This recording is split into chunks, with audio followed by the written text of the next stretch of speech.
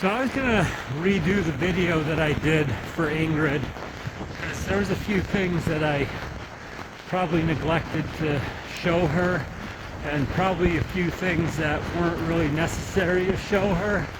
But I figured instead of redoing that video, I'm gonna just make this video and add it, and then she can, have both. Anyway. So this is our driveway. Now we don't have a number or a mailbox up here, so the way that they can find it, I have these reflective markers on the trees here. So workout resumed. These markers will indicate if they're coming up the hill, up North Hill, or down. Indicate our driveway.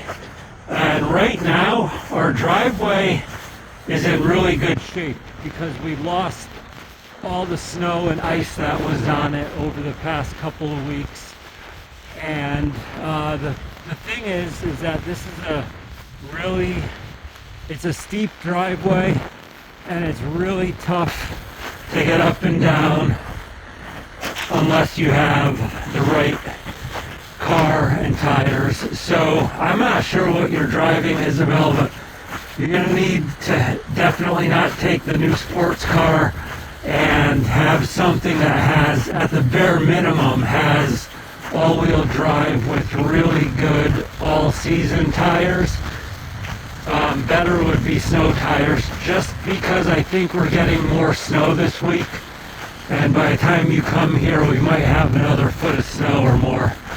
So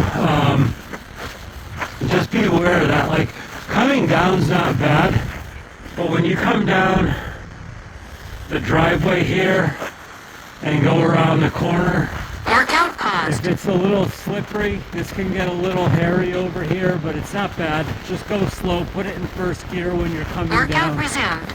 And then obviously, like, when you're leaving the driveway and you're coming up this hill, this is where everybody always gets stuck if they don't have good tires. So going up the driveway here, like when you get around that corner or up to that corner is where people start to spin out. Workout paused. So I'm not trying to scare you, I'm just letting you know you gotta make sure that you have good tires. This area right here on the uphill side of the shed, don't park here because that's not really, that's still kind of soft. It's new. It's a new parking and it's kind of soft. So park over here. Workout resumed. Park over here on this side of the shed. Just be careful. I have these plow stakes up. Just be careful not to run over the workout paused. skis.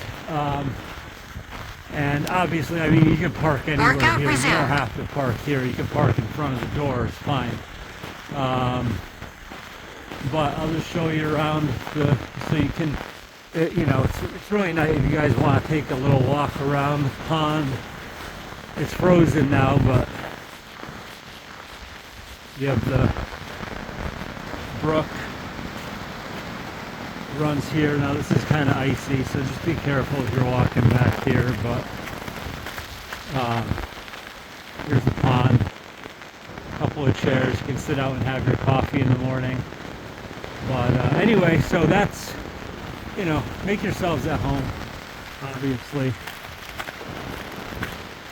But you can do that. Workout resumed. Workout paused. So a couple of things that I may have forgotten to mention to you inside the house is that behind this door, I have this curtain over it just to, like I said, keep the heat in. Behind this door on the wall is how you get into the crawl space, but it's also where the breaker box is. So if any breakers trip, which they don't, but if they do, that's where the breaker box is. And then down there is the water heater and the water pump and all that. So that's down there. And then the other thing I was going to say is I keep this curtain to the upstairs closed when I leave, and really when we're here too. I had it open to get some heat upstairs, but it gets really hot up there, so I usually keep it closed at night. But just when you come, you might want to open it to get some heat upstairs, but definitely keep it closed, and close it when you leave for sure, because I can't afford to heat upstairs. And the same thing with this blanket over the door to the pond room. If you open it, just close that all back up, put the blanket down again with that piece of wood leaning against the door so it doesn't open. And then this blanket just covers the, kind of like the shutters that open the window to the pond room. And, but I think that's all I forgot to mention. You know, you use the wood stove fine. Just make sure that you restock the firewood here. And I don't know if you noticed, but the firewood is out under the shed.